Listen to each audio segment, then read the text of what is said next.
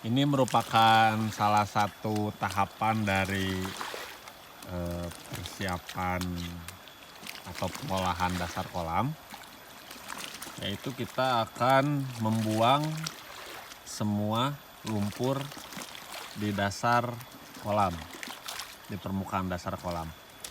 Jadi semua lumpur ini berarti yang dari ujung sana semuanya dibuang, ditarik, nanti numpuk, dikubakan, terus dihanyutkan bersama dengan air. Nah,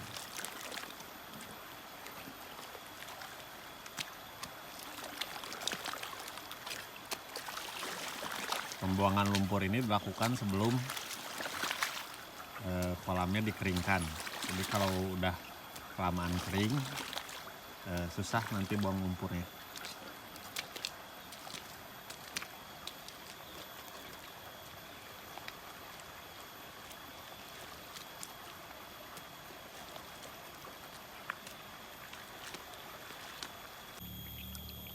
Nah, saluran inletnya ini, saluran air masuk kolamnya, kita pasangin sosog nih. Jadi nanti ke kolamnya nggak bakal masuk predator atau jenis ikan-ikan lain yang ada di saluran pengairan.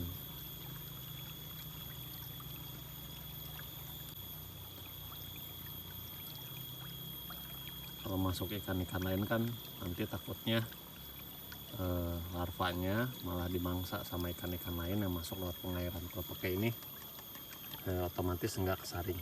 Ini juga boleh nanti dilapisin sama kain lebih halus biar benar-benar kolam itu kondisinya cuman air aja gitu, nggak ada ikan yang masuk dari saluran pengairan. Jadi nanti di situ cuman ada satu jenis larva, jadi aman dari serangan predator dan ikan-ikan lain, dan juga mungkin parasit yang masuk lewat saluran pengairan kayak ucrit, jenis kini dan lain sebagainya.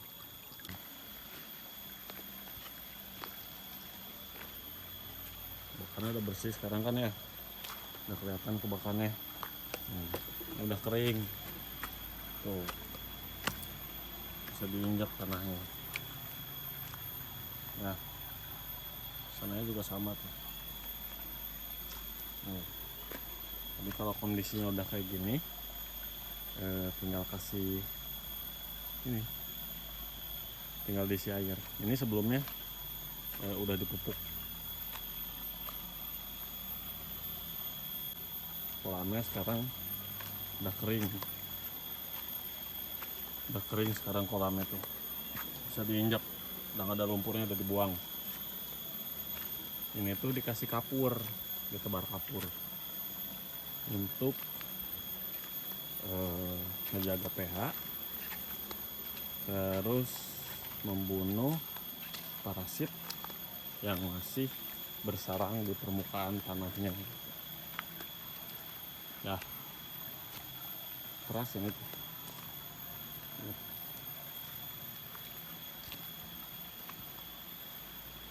Ini kubakannya udah bersih, sekarang lagi diisi air. Outletnya bisa kita tutup.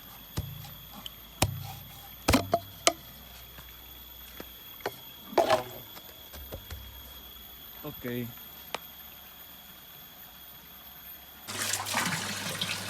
Nah ini kita seleksi induk ikan koi jantan. Ikan induk ini udah diberok 1 hari. Di sini ada berapa ekor? Sekitar ada 10 ekor. Nanti kita tambahin lagi. Setelah diberok dan diseleksi, nanti si induk jantannya ini bakal kita satuin sama induk betina yang udah terlebih dahulu disimpan di hapa. Ya, jantannya. Ada paku, ada sanke, ada sirup. Nah, jadi hapanya kan kemarin udah dipasang. Terus airnya juga udah diisi. Si hapanya ini dipasangnya di atas kemalir.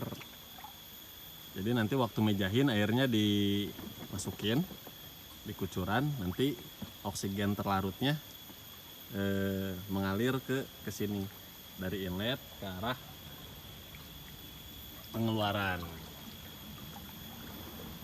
Kerendam air sekitar 40 sentian si hapanya. Yang nggak kerendam air juga sama, sekitar 40 cm 50 sentian. Yang ini tadi udah dimasukin induk ikan betinanya. Nah kalau ada yang keluar-keluar kayak gini tuh harus ditenggelamin, nanti dikasih batu, cari batu yang nggak begitu kasar. Nah sekarang kita bakal masukin induk ikan betina di hapa yang satunya lagi.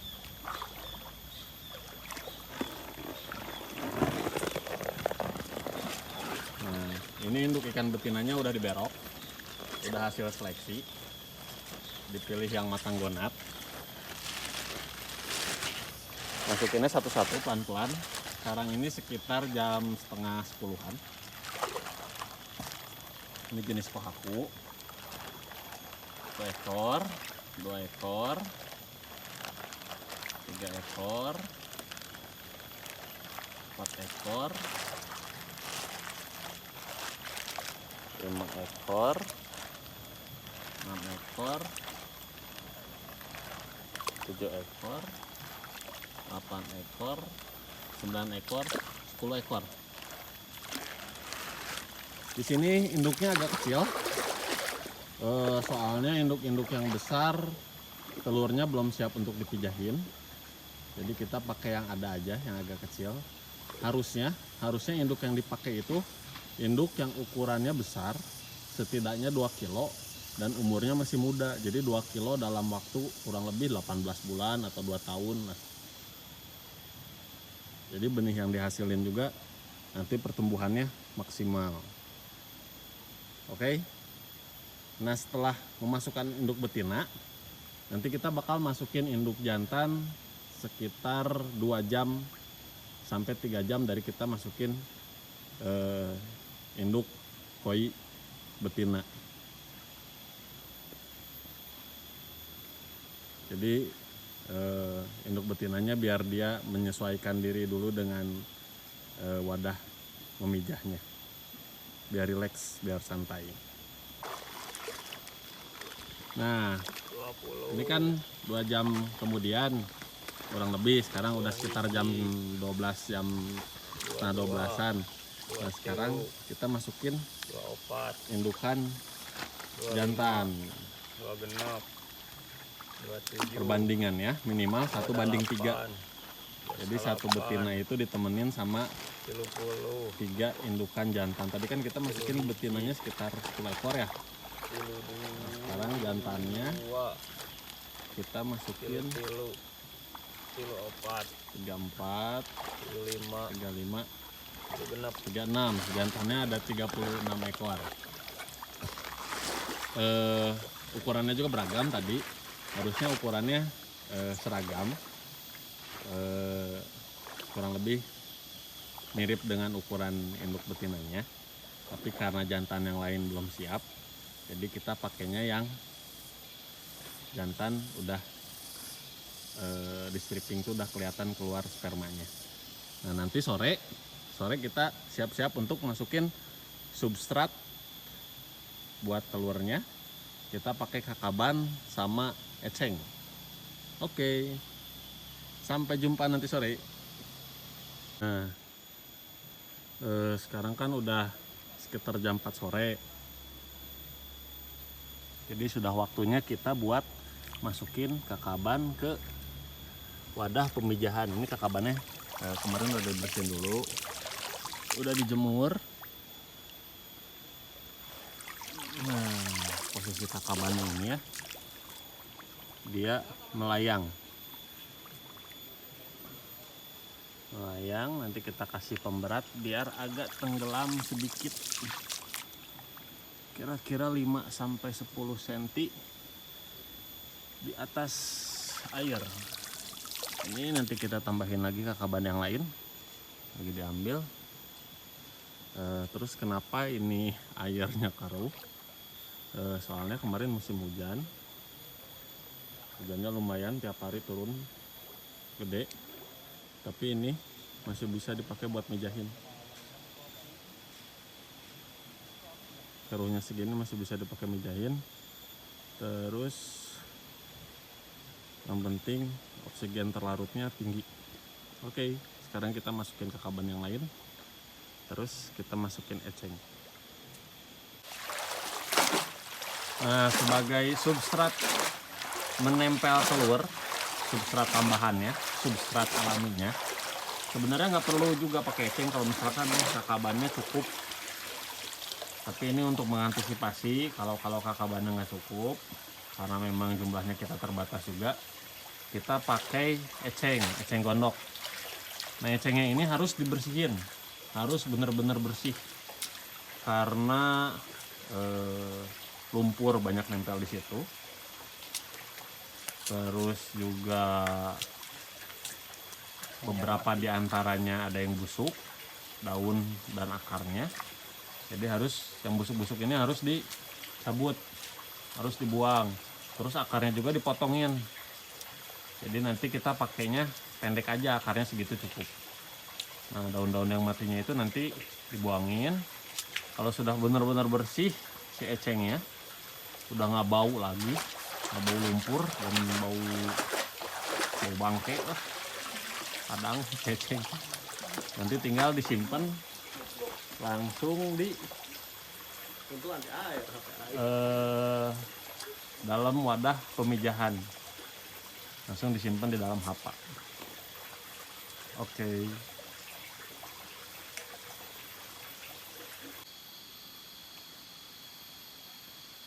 Nah, sekarang jam 6 pagi. Kayaknya ikannya udah mijah. Kelihatan itu di pinggirnya ada telur-telur di hapa di pinggirnya. Tadi juga ada yang masih kejar-kejaran ikannya. Untuk memastikannya akan kita lihat lebih dekat, sekalian ngangkat induk jantan sama induk betina yang dipijahin dari kemarin. Oke. Maaf, terjadi kesalahan pada perekaman video yang ini. Jadi nggak ada suaranya. Jadi akan saya tambahkan dengan dubbing sekarang. Ini kan setelah pemijahan ya, pagi sekitar jam 6. Sekarang bisa dilihat telurnya menempel ada di hapa. Sepanjang hapa bisa kita lihat telur-telurnya menempel. Ada yang warnanya putih, ada yang warnanya bening. Yang warnanya putih ini berarti telurnya tidak dibuahi, berarti telurnya mati. Sedangkan yang warnanya transparan, warnanya hijau transparan itu berarti telur yang terbuahi. Si telur-telur ini menempel sepanjang hapa, menempel juga pada kakaban, menempel juga pada eceng. Hapa yang kita gunain ini hapa hijau tua. Jadi ada 2 jenis hapa yang biasanya ada di pasaran. Pertama hapa hijau tua, kedua hapa hijau muda. Nah, yang hijau tua ini mesh size-nya, ukurannya, lubang-lubangnya lebih kecil daripada yang hijau muda. Jadi kita pakainya hijau tua untuk menghindari keluarnya larva dari hapa sama masuknya ikan-ikan yang ada di kolam, ikan-ikan predator yang ada di kolam. Nanti kalau misalkan ikan kayak bungkreng gitu kan termasuk predator ya kalau buat larva.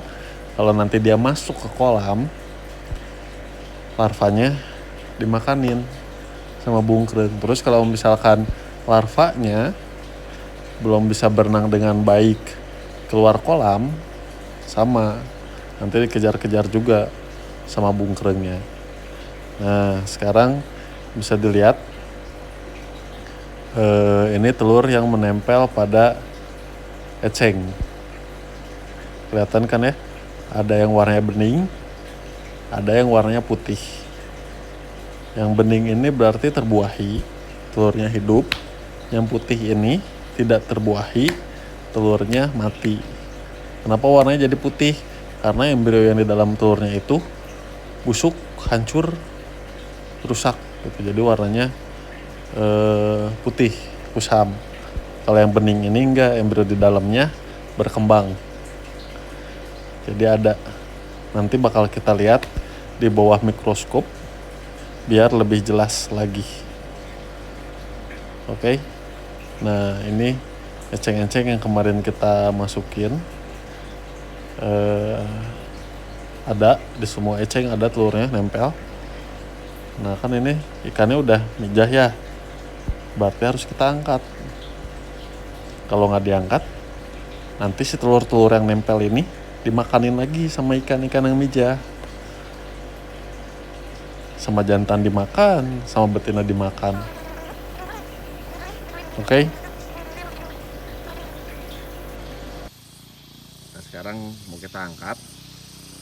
Biar keangkat semua, jaringnya harus diangkat. Nanti pakai kayu kayak gini.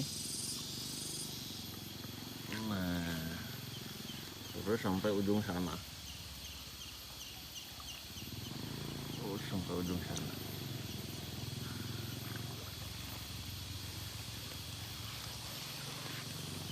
Nah,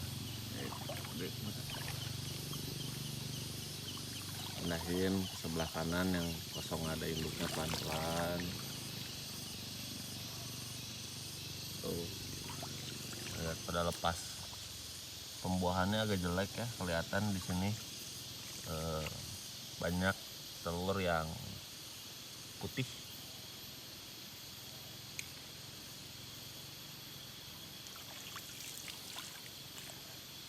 Artinya tidak terbuahi.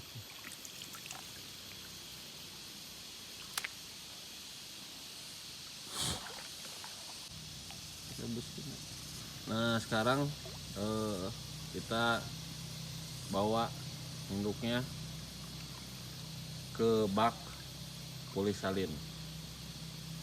Nah, nanti di bak polisalin nanti di bak polisalin induknya biar ini dulu, biar apa namanya, biar penyesuaian selang meja di bak polisalin. Terus kalau ada yang luka-luka juga kita rawat. Nanti setelah beberapa hari di bak polisalin, baru kita balikin lagi ke kolam induk. Induk itu ya dalam pemeliharaannya harus terpisah antara jantan dan betina. Jadi nanti kita simpen setelah selesai di polisalin. Mangga ibu. Tiasa mapai ieu kadinya. Tiasa.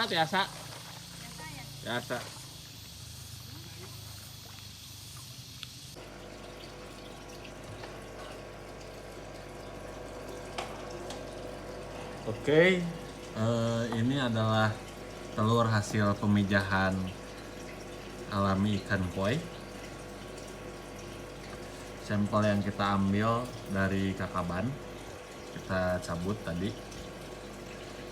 Nah, dalam kegiatan praktikum kan teman-teman harus menghitung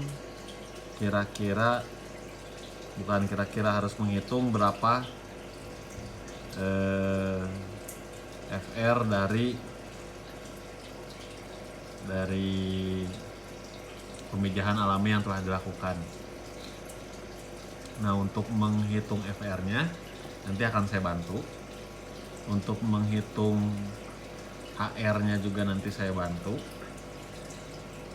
Terus untuk menghitung SR dan pengamatan larvanya juga nanti saya bantu. Saya bantunya dengan apa? Saya bantunya dengan visual, video, dan beberapa clue yang akan saya katakan. Oke, untuk membedakan ikan, maksudnya untuk membedakan telur hidup dan yang mati, bisa dari warna. Kalau kita tahu ikan hidup, kalau kita tahu telur yang hidup yang mati yang mana, nanti kita bisa menghitung berapa FR-nya. Sebenarnya tadi di kolam juga udah kelihatan. Ada yang warnanya putih, kusam, ada yang warnanya bening mengkilap. Di sini juga terlihat kan ya? Terlihat kalau ini mah bayangan nih, itu mah bayangan. Ini bayangan. Terlihat telur. Nah, terlihat telur yang warnanya putih dan ada telur yang warnanya kuning mengkilat. Ini kayak yang ini ya, yang saya tunjuk ini mati, tidak terbuahi, warnanya putih kusam, embrionya mati.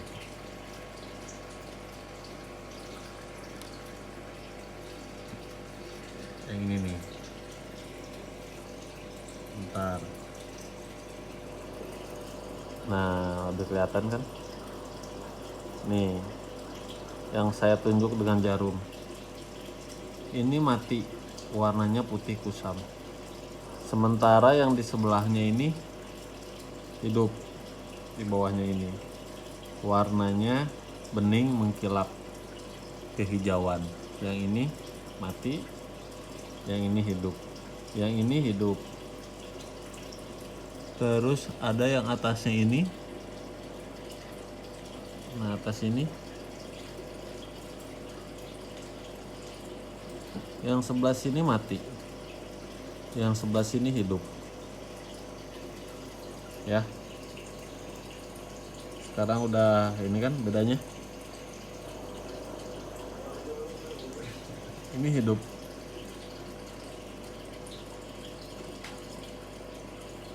Yang ini mati. Dan yang lain-lainnya.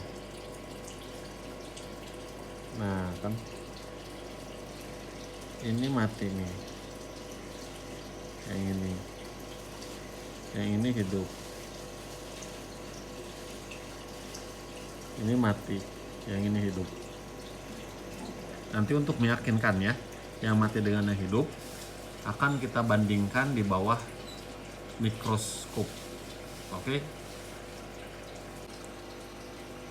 Nah, ini nampakkan di bawah mikroskop telur yang mati, telur yang tidak terbuahi. Jadi kalau pakai mikroskop kelihatan telur yang tidak terbuahi itu kusam karena apa, warnanya putih pucat karena apa, karena embrio dan yolk sac yang ada di dalam si telur itu mati, hancur, lebur. Sedangkan untuk yang terbuahinya kita lihat. Nah, sementara untuk telur yang terbuahi kita lihat embrionya berkembang. Kalau di sini dia udah masuk ke organogenesis, udah mulai kelihatan bentuk ikan. Bagian ekornya ada di sebelah kanan, bagian kepalanya ada di sebelah kiri. Yang di tengah bulat itu adalah yolk sac-nya, cadangan makanannya. Nah, ini itu penampakan telur yang tadi kita lihat itu warnanya cerah mengkilat. Nah, kalau dilihat di bawah mikroskop akan seperti ini tampilannya.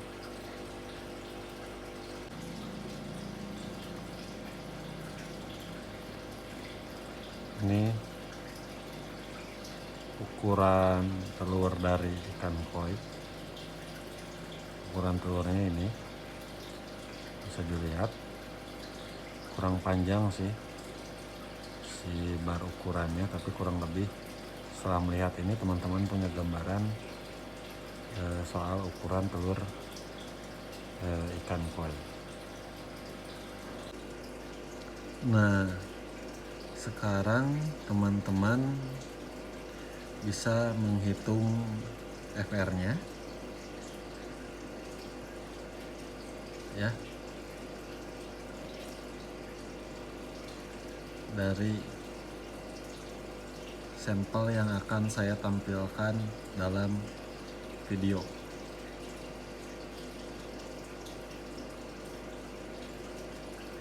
Saya kasih contoh lagi ya, mana yang hidup mana yang mati.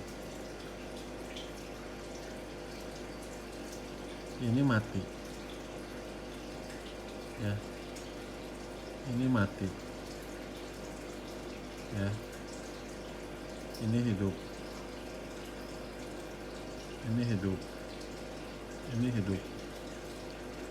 Ini sampel pertama.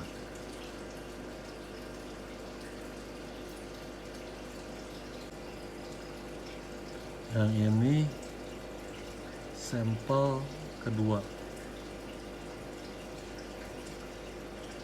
Kelihatan kan yang mati yang mana, yang hidup yang mana. Ini saya lebih zoom.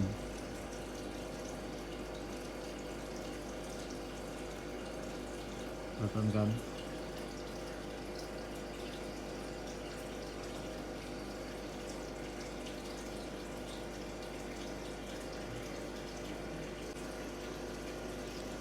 Ini sampel ketiga.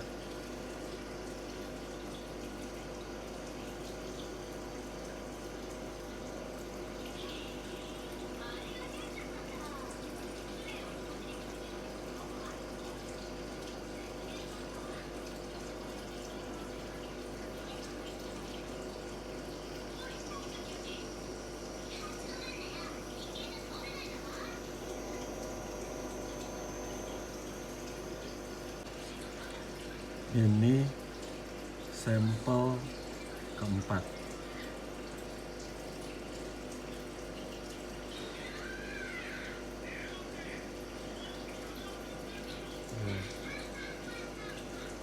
Kelihatan kan mana yang hidup, mana yang mati.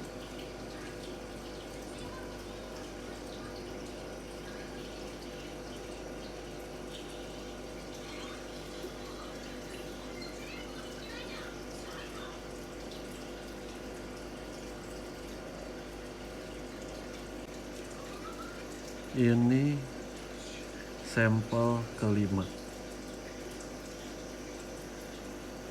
Kelihatan kan mana yang terbuahi, mana yang tidak.